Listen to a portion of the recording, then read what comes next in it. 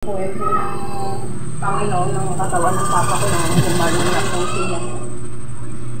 Wala po napakahirap po. Sa isang anak ko na may sakit po talaga yung magulang. Wow. Sa mga sponsor natin, mayroon po ba kayong... Sa mga tumulong po kay papa ko, maraming salamat po sa United OFW Charity.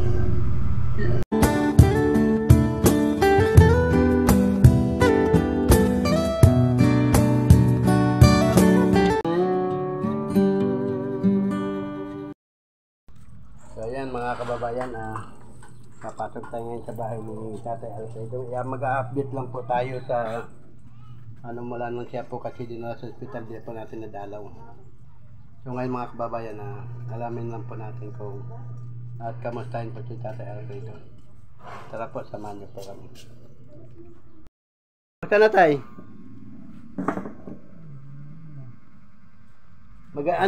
Kamusta ng mo, pakiramdam mo tay? Nakapagsalita na siya, medyo Salita po siya maintindihan. Oo nga, medyo malinaw na yung niya eh. Minsan kaya may pag-asa pa talaga sa makapagsalita,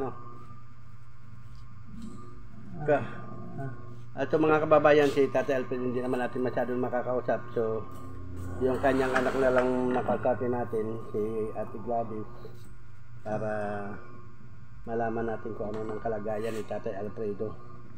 So ayan, dito ka na lang ate para makausap ka rin namin. Babayan. Be. So ayan mga kababayan, nandito po ang anak ni Tatay Alfredo, si Gladys.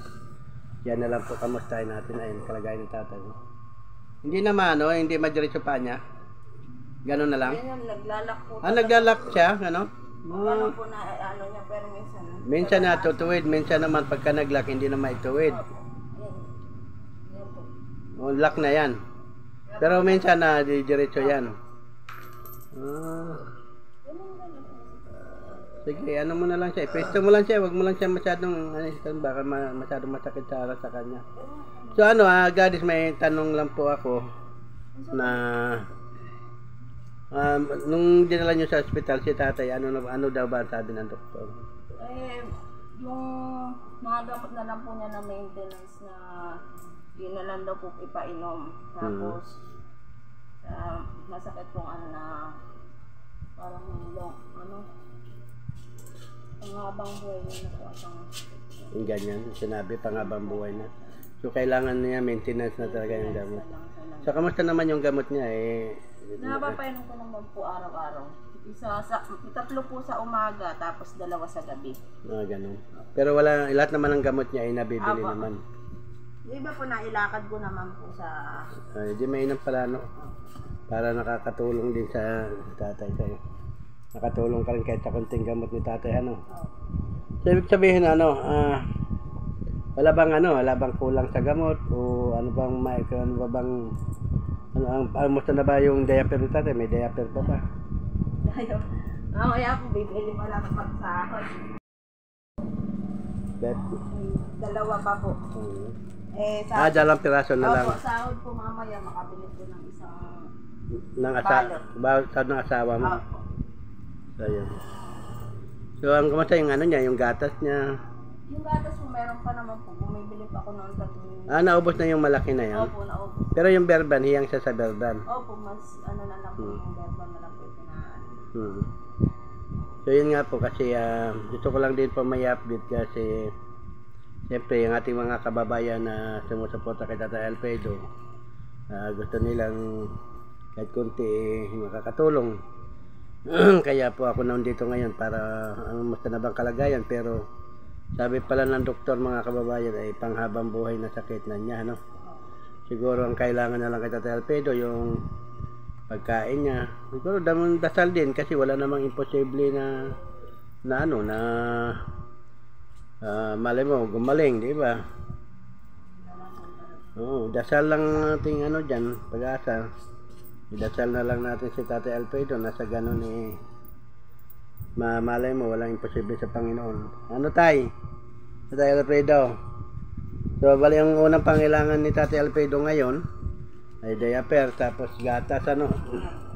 Pero yung gamot niya, wala tayong problema sa gamot. Meron pa naman po sa kanya. Marami-rami pa naman po yun. Tapos siguro mabilang si tatay ng biskwit na isang lata, no? Para lagi siyang may kakainin. Kasi yun ang importante sa kanya eh. Okay. Kasi kumakain si tatay Alfredo mga kababayan. So, yun nga, siyempre, biskwit na 5 piso sa tindahan. Ngayon, 8 na yata ang isa niyan. 8 na po, minsan 10. So, ayun nga, kami naman po, nag-update lang po ako para kasi nga, tinatanong na rin ako ng kanyang mga yung United OFW Charity Group. Sir Buhay, kamustahin mo nga si Tatay Alfredo kung ano na po ang kalagayan. Kaya nga sabi ko, okay naman pala si Tatay Alfredo. Ayan, kumakain naman. Sa tubig, iniinom niya, naka-straw siya, no? Ano lang, Tatay Alfredo, dasal lang. Pero yung gamot niya, kung may gamot siya, dito lang siya, okay na sa kanya, yung permit na yun. Opo. Dito lang siya, permit lang siya dito. Kumakain pala si Tatay Alfredo eh. Ako na tubig sa Pa mo muna tubig.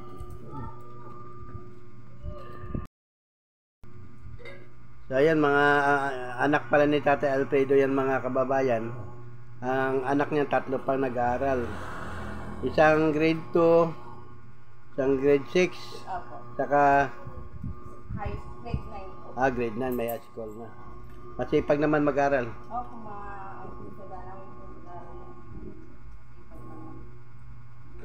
Yan. nakabunso pa namin. Bunso pa pala yan. Yun na yung huli. Opo. So ayan. So ayun lang mga kababayan, nag-update lang po tayo kay Tatay Alfredo para po kamustahin natin ang kanyang kalagayan. Ayan, sabi nga ni Ate Gladys sa kanyang anak, sabi nga ng doktor ay panghabang buhay na sakit na yan. Ang ano lang dyan ay gamot, no? Pero walang imposible na pagdasal natin sa Panginoon na si Tatay Alfredo ay gumaling. Yan na namang importante dyan eh. Bagamat na wala nang pag-asa sa doktor, pero sa ating Panginoon, pag-aidasal natin may pag-asa pa yan.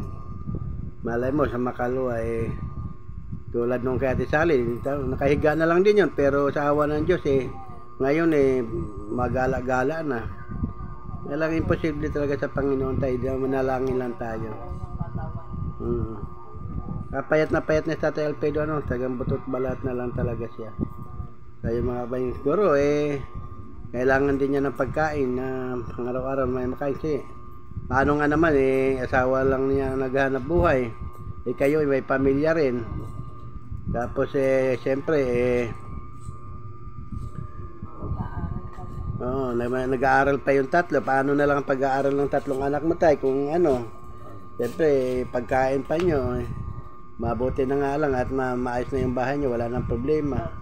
Yun lang pinaka-importante na nangyari sa natin, natubos ang inyong bahay. Kaya mga kababayan, lahat po ito ay aking pinasasalamatan sa ating mga kababayan ng mga United OFW Charity Group. Dahil sila po lagi ang nag-iisip na kung paano makatulong kay Tatay Alfredo.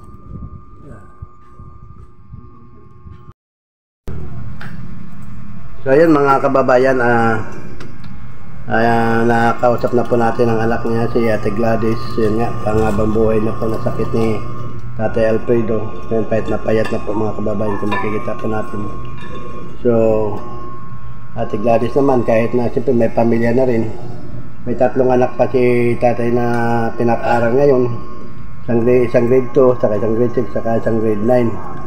So napakahirap sa katulad niya na may sakit, tapos isa lang naghanap buhay, yung asawa lang niya. So yun nga po ang problema natin. So siguro manalig lang tayo sa Panginoon para malam mo gumaling si Tatay Alfredo, bigyan ng bagong buhay ng ating Panginoon, makalakad, makatulong ulit sa kanyang pamilya.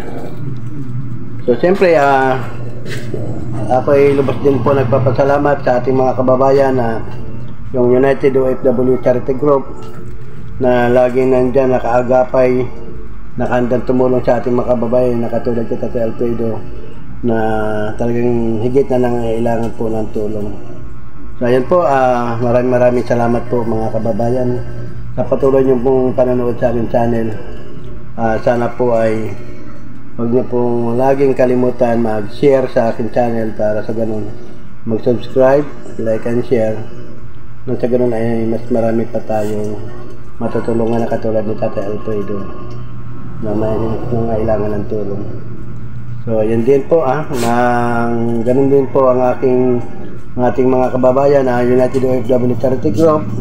May kanya-kanya po silang channel na nag-ambag-ambagan para makatulong sa ating mga kababayan. So yan po ay ipa-flash ko lang po sa screen. Pwede nyo po makita dyan, pwede nyo i-search at para pwede nyo po mapanood ang kanilang mga channel. So ayan po, maraming salamat po muli sa ating lahat at patubayan nawa tayo ng pong may kapal. Gladys, may masasabi pa po ba kayo? Sana po niyo po ito ng Panginoon ng katawan ng papa ko na humaling na po siya. Wala po napakahirap po. Sa isang anak ko na may sakit po talaga yung magulang. Wow. Sa mga sponsor natin, mayroon po ba kayong... Sa mga tumulong po kay papa ko, maraming salamat po sa United OFW Charity. Sobrang lakas ng tulong na ngayon po, wala na po kami iniintindi sa bahay. Nakapokus na po kami sa gamot niya ngayon, sa mga maintenance niya pong gamot.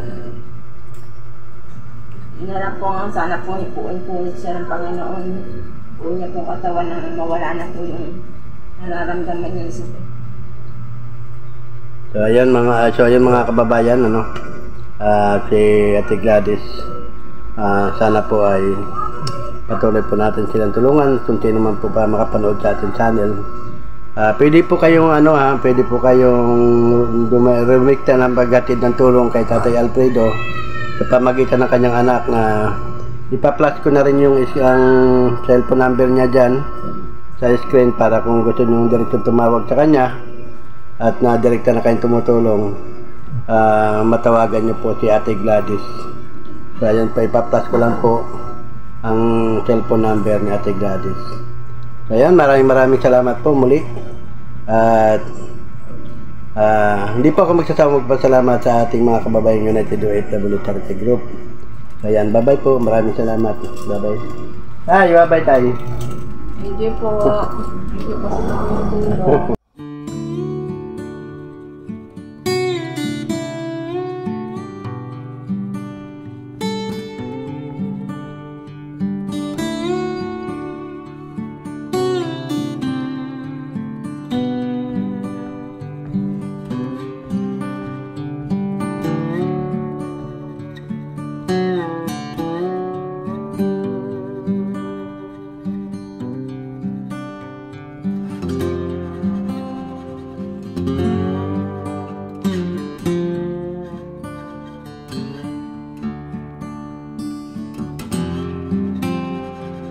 Mm-hmm.